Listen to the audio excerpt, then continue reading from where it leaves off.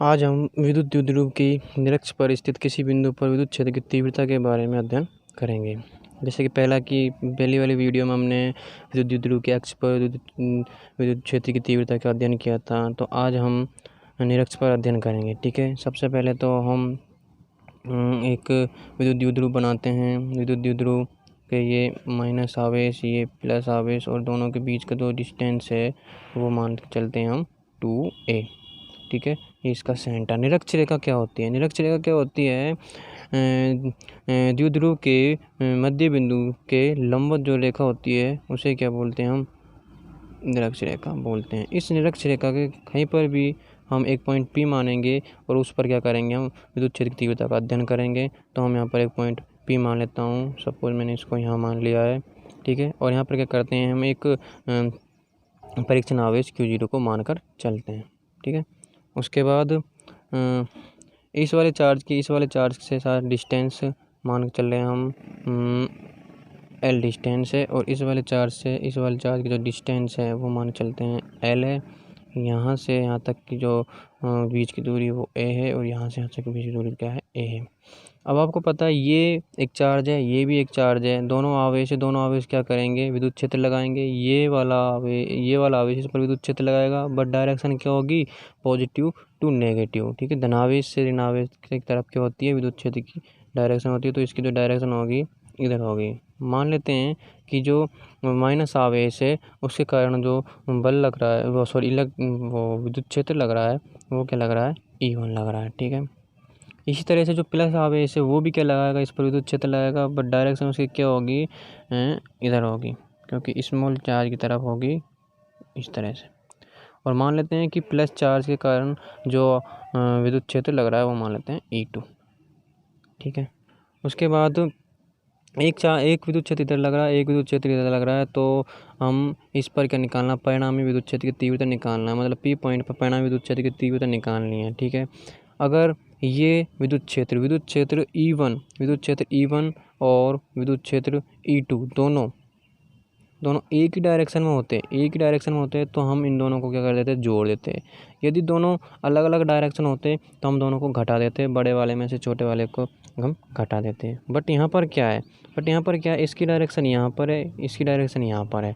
तो हम क्या करते हैं? जब इस तरह की डायरेक्शन आती हैं, जब हमें पता नहीं चलता कि ये अपोजिट डायरेक्शन है या सेम डायरेक्शन, तो क्या करते हैं? हम इन सदिशों को क्या कर देते हैं? घटकों में तोड़ देते हैं। क्या कर देते हैं? घटकों में तोड़ देते हैं। तो वैसे देखा जाए तो इसका जो परिणामी बल होगा, वो विद्युत क्षेत्र होगा, किधर होगा? इधर होगा। परिणामी विद्युत क्षेत्र E1 का, और E2 जो परिणामी विद्युत क्षेत्र होगा क्या होगा? इधर होगा। इसको मान लेता हूँ मैं टोटल नेट E मान लेता हूँ। ठीक है, उसके बाद घटक में विभाजित कैसे करते हैं? घटकों में विभाजित हम करते हैं इस तरह से, जैसे कि आपने 11th क्लास में देखा होगा। यदि कोई सदिश राशि की जो नेट डायरेक्शन है वो इधर है, ठीक है, इलेक्ट्रिक फील्ड लेकर चलते हैं, विद्युत क्षेत्र को लेते हैं, जैसे कि ये है आपके पास। ठीक है, यहाँ पर लग रहा है। ठीक है, इसके साथ जो एंगल है वो एंगल मानते हैं ये। तो जो ये इसकी जो घटकों में विभाजित करते हैं, घटक होते हैं दो। एक तो होता है साइन थीटा होता है, एक होता है कॉस थीटा। ठीक है, जो साइन थीटा होता है वो होता है क्षैतिज घटक, कॉस थीटा होता है वो होता है क्षैतिज घटक। कॉस थीटा होता है क्षैतिज घटक होता है, जिसको घटकों में तोड़ लेते हैं उसको इसके आगे लगा देते हैं। तो ये किसका घटक है? ये ई का क्षैतिज घटक है। मतलब ई कॉस थीटा लिख रहा हूँ तो ई का क्षैतिज घटक है। और जो साइन होता है वो होता है लंबवत घटक। किसका लंबवत घटक है? ये ई का लंबवत घटक है। ऐसे यदि मैं एक और डायग्राम आपको सामने इस तरह से बनाऊँ, इसको इस तरह से कोई डायरेक्शन इधर है, दिशा इधर है किसी की, मान लेते हैं E1 की इधर है, तो इसके लिए मैं क्षैतिज घटक और लंबवत घटक देखना चाहता हूँ। तो इसके साथ जो एंगल बना रहा है ये बना रहा है। ठीक है, तो इसके लिए जो घटक होंगे वो होंगे, जो ये क्षैतिज घटक कौन सा होगा? ये थीटा के साथ जो घटक होगा वह होगा क्षैतिज घटक। जैसे कि ये कोस थीटा है, तो कोस थीटा किसका घटक है? E1, तो ये किसका हो गया? E1 कोस थीटा, और ये क्या हो जाएगा? E sine theta. हमेशा थीटा के साथ जो होता है वही आपका कोस या क्षैतिज घटक होता है। ऐसे क्या करेंगे? हम इनको भी क्या करेंगे? घटकों में तोड़ेंगे। घटकों में तोड़ेंगे। जैसे E1 है, E1 का जो घटक होगा, अब देखिए ये आपका एंगल है थीटा। ठीक है, इसी तरह से अब पता ये एकांतर कोण बन रहा है। ये क्या बन रहा है? एकांतर कोण। जेड शेप में बन रहा है, तो एकांतर कोण जब ये थीटा है तो ये भी थीटा होगा। क्लियर। तो ये जब थीटा है, तो अब मुझे E1 को क्या है? घटकों में तोड़ना है। क्या करना है? E1 को क्या है? घटकों में तोड़ना है। तो जो थीटा के साथ जो घटक आता है उसे क्या बोलते हैं? हम क्षैतिज घटक तो कहते हैं मतलब कि ई कोस किसको तोड़ रहे हैं, E1 को कर रहे हैं तो E1, ठीक है, E1। इसी तरह से अब इसका ये तो हो गया क्षैतिज घटक, तो इसका लंबवत घटक होगा वो कौन सा होगा, ये होगा। तो इसमें हम क्या कर देते हैं, इसको लंबवत घटक E1 साइन थीटा, ठीक है। ये तो मैंने किसको तोड़ दिया, E1 को तोड़ दिया। इसी तरह से मैं क्या करता हूँ, इसको और आगे बढ़ाकर मैं E2 को क्या कर देता हूँ, घटकों में तोड़ देता हूँ। E2 को घटकों में तोड़ने से क्या होगा, अब आपको पता है जो एंगल होगा यही होगा, इसके लिए एंगल ये होगा, ठीक है, थीटा ये होगा। तो अब एंगल इसके साथ इस वाले का सदिश का इसके साथ एंगल है, तो इसका मतलब इस वाले का जो क्षैतिज घटक होगा वो क्या होगा, ये होगा, मतलब कि E2 कोस थीटा। जहाँ पर एंगल होता है वही होता है आपका क्षैतिज घटक। तो ये क्या बचा आपका लंबवत घटक, तो ये हो गया आपका लंबवत घटक, मतलब E2 का लंबवत घटक, ठीक है। अब आपको पता है आपके पास अब जो विद्युत क्षेत्र की जो दिशा है वो देखिए, एक तो इधर हो गई, मतलब E2 साइन थीटा, मतलब है तो एक इधर लग रहा है विद्युत क्षेत्र इसका, और एक विद्युत क्षेत्र इधर लग रहा है, और दो विद्युत क्षेत्र इधर लग रहे हैं। दो विद्युत क्षेत्र E1 और E2 के कारण लग रहा है, इधर E2 और E2 के कारण दोनों लग रहा है। बट हम क्या देखते हैं कि जो माइनस आवेश और प्लस आवेश है इस बिंदु से क्या समान दूरी पर है। देखिए L दूरी और L दूरी, जब दो आवेशों से समान दूरी पर विद्युत क्षेत्र का ज्ञात करते हैं, समान दूरी से दो आवेशों का विद्युत क्षेत्र ज्ञात करते हैं, तो उनके कारण विद्युत क्षेत्र क्या होता है, समान होता है। कहने का मतलब ये है कि जब डिस्टेंस बराबर है दोनों की, तो हम ये कहेंगे जो उनका जो दो विद्युत क्षेत्र लग रहा है वो भी क्या होगा, बराबर हो। कहने का मतलब ये है कि E1 किसके बराबर होगा, E2 के बराबर होगा। E1 किसके बराबर होगा, E2 के बराबर होगा। और ऐसा क्यों होगा, ऐसा इसलिए होगा क्योंकि जो विद्युत क्षेत्र E1 निकल रहा था माइनस Q के कारण, E2 निकल रहा था वो प्लस Q के कारण निकल रहा था। देखिए दोनों की जो डायरेक्शन है वो डायरेक्शन ही जो डिस्टेंस है, दोनों का डिस्टेंस क्या है, सेम है। इसलिए हम क्या कहेंगे, E1 इक्वल टू E2, ठीक है। या हम इसको प्रूफ कर सकते हैं, या मैं लिख सकता हूँ कि Q0 आवेश पर लिख देता हूँ। देखिए मैंने यहाँ पर लिख दिया है Q0 आवेश पर Q आवेश के कारण विद्युत क्षेत्र, ठीक है। तो इसको माना था E1 लग रहा था, तो मैंने E1 ही लिखा है। तो E1 फॉर्मूला क्या होता है, K/R² होता है। तो मैंने इसका डिस्टेंस कितना L है, तो मैं यहाँ पर L ना लेकर क्या लिखूँगा, L स्क्वायर क्योंकि फॉर्मूला क्या होता है इसका, जो नॉर्मल जो फॉर्मूला होता है विद्युत क्षेत्र निकालने का वो होता है E=KQ/R²।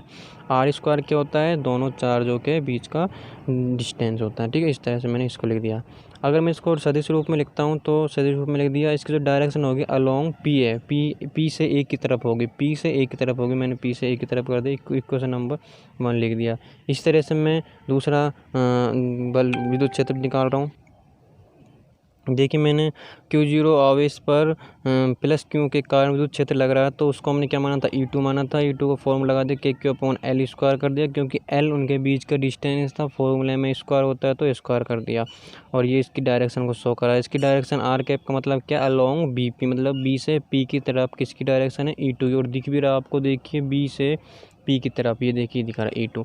अब इक्वेशन नंबर 1 और इक्वेशन नंबर 2 से हमें क्या शो होता है, इक्वेशन नंबर 1 से E1 एंड E2 दोनों क्या है, इक्वल है। देखिए KQ/L², तो हम वैसे भी मैं आपको बता चुका हूँ कि E1 E2 क्या बराबर है। मैं इसको यहाँ पर वैसे भी मैंने क्या कर दिया, प्रूफ कर दिया है। तो हम ये क्या लिख सकता हूँ, तो मैंने यहाँ पर लिख दिया है कि जो इक्वेशन नंबर 1 और 2 से हम क्या लिख सकते हैं, E1 बराबर E2, ठीक है। Equation number 3। अब आ जाते हैं हम डायग्राम पर। फिर से हमने क्या शो कर दिया है कि जो E1 और E2 क्या है, बराबर है, E1 और E2 क्या है, बराबर है, ठीक है।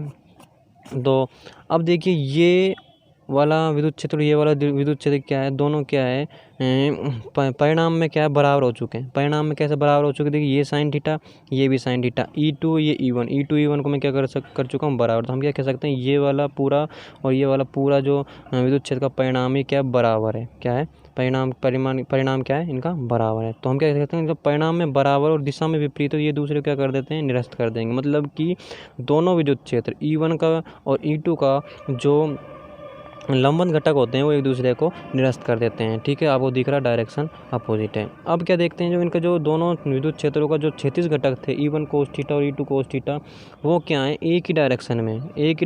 देखिए ये भी इधर लग रहा है, ये भी इधर लग रहा है। तो क्या करेंगे, तो इस पॉइंट पर परिणामी विद्युत क्षेत्र निकलेगा, वो क्या निकलेगा, क्षैतिज घटकों के योग से निकलेगा, क्योंकि दोनों एक दिशा में। लंबवत घटक तो कैंसिल हो गए। तो मैं क्या लिख सकता हूँ, मैं लिख सकता हूँ देखिए ई इक्वल टू मैं क्या लिख सकता हूँ, E1 cos theta E2 cos theta, ठीक है। और इसको इक्वेशन को मैं इस तरह से लिख सकता हूँ, E1 और E2 क्या है, दोनों इक्वल है तो मैं क्या कर सकता हूँ, E1 cos थीटा। इस तरह से मैं इसको कैलकुलेट कर लेता हूँ। देखिए E equal to E1 cos theta plus E2 cos theta आ गया, ठीक है। E1 E2 इक्वल टू है तो हम इसको इस तरह लिख सकते हैं 2E1 cos थीटा, ठीक है। समीकरण 1 से मैंने इसमें E1 की वैल्यू पुट कर दी, ठीक है। इस तरह से हमारे पास इसकी समीकरण 1 की Q अपन L स्क्वायर थी cos थीटा। अब त्रिभुज हम APO में बात करते हैं, cos थीटा की वैल्यू निकालेंगे APO में, ठीक है। APO में देखते हैं हम, जो त्रिभुज है इसमें मुझे किसकी वैल्यू चाहिए, cos थीटा की चाहिए। और cos थीटा क्या होता है, cos थीटा होता है आधार बटा कर्ण। आधार क्या आपके पास A है, कर्ण क्या आपके पास L है, तो मैंने क्या लिख दिया यहाँ पर, आधार बटा कर्ण, ठीक है। इस तरह से आधार A है, कर्ण L है, इसकी वैल्यू मैंने यहाँ पुट कर दी। तो मेरे पास क्या आ गया, 2K Q upon L square, 2K L upon square, तो इसे एच लिख दिया, cos थीटा का A अपॉन L कर दिया। उसके बाद इसको मैंने थोड़ा एडजस्ट करके लिख दिया, क्योंकि P इक्वल टू Q2A होता है, तो मैंने क्या कर दिया, Q2A K कर दिया। तो Q2 की जगह मैंने क्या लिख दिया, P लिख दिया। अब L की वैल्यू को भी हम निकालेंगे त्रिभुज APO में ही क्या निकालेंगे, हम L की वैल्यू निकालेंगे। देखिए, ठीक है, त्रिभुज APO में L स्क्वायर बराबर क्या होगा, A square plus R square. कैसे हुआ, देखिए त्रिभुज इसमें निकाल रहे हैं हम, L स्क्वायर निकाला, ये कर्ण हो गया, ये आधार A हो गया, जो लंब है इसकी सेंटर से हम इसको R दूरी पर मान सकते हैं बिंदु P को। तो R square plus A square और बराबर में L स्क्वायर। तो L की वैल्यू चाहिए तो मैं यहाँ रूट कर दूंगा, तो क्या हो जाएगा, L ही हो जाएगा। इसकी वैल्यू यहाँ पुट करते हैं हम। देखिए मैंने इसमें L की वैल्यू रख दी है इसमें इस तरह से। उसके बाद इसका क्यूब हो गया, अंडर रूट का मतलब 1/2 पावर होती है, 1/2 कर दिया, 1/2 की पावर भी 3 है, तो इसको क्या कहते हैं, पावर पर पावर होती है तो गुणा हो जाती है। तो 1/2 इंटू 3 इक्वल टू क्या हो गया, 3/2।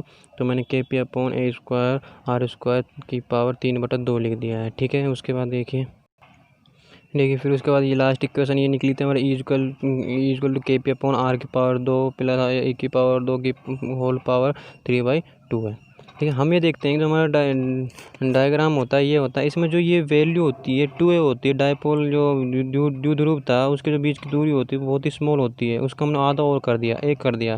तो यदि मैं A और R की तुलना करें तो हम ये देखें जो A डिस्टेंस होता है वो R की तुलना में बहुत ही छोटा होता है, इसलिए हम A को R की तुलना में नगण्य माना जा सकता है, ठीक है। नगण्य माना जा सकता है, हम इसको छोड़ सकते हैं। तो E equal to KP upon R square, मैंने यहाँ पर A को छोड़ दिया है, R स्क्वायर था, R स्क्वायर लिख दिया, की पावर 3/2 तो 3/2 कर दी। इसको सॉल्व किया, पावर के ऊपर पावर होती है, गुना कर देते हैं आपस में उनको, तो गुना हो जाएगी 2 से 2 कैंसिल हो जाएगा, बचा कितना 3। सदिश रूप में लिखते हैं तो E vector equal to -1/4 pi epsilon 0 P vector upon R क्यों। यहाँ पर मैंने माइनस क्यों लगाया, मैंने माइनस इसलिए लगाया है क्योंकि ये माइनस ये शो कर रहा है कि जो विद्युत क्षेत्र और विद्युत द्विध्रुव की जो दिशा है, विद्युत द्विध्रुव आघूर्ण की जो दिशा है वो दोनों एक दूसरे के अपोजिट है। देख लीजिए, चाहे आपको पता है इस डायग्राम में जो आपका विद्युत क्षेत्र निकल रहा है वो निकल रहा है इधर, ठीक है, ठीक है। ये तो गैस की डायरेक्शन होगी, विद्युत क्षेत्र की डायरेक्शन होगी, बट हम जानते हैं विद्युत द्विध्रुव आघूर्ण की दिशा कैसे होती है, माइनस से प्लस की होती है। माइनस था, ये प्लस था, तो विद्युत द्विध्रुव आघूर्ण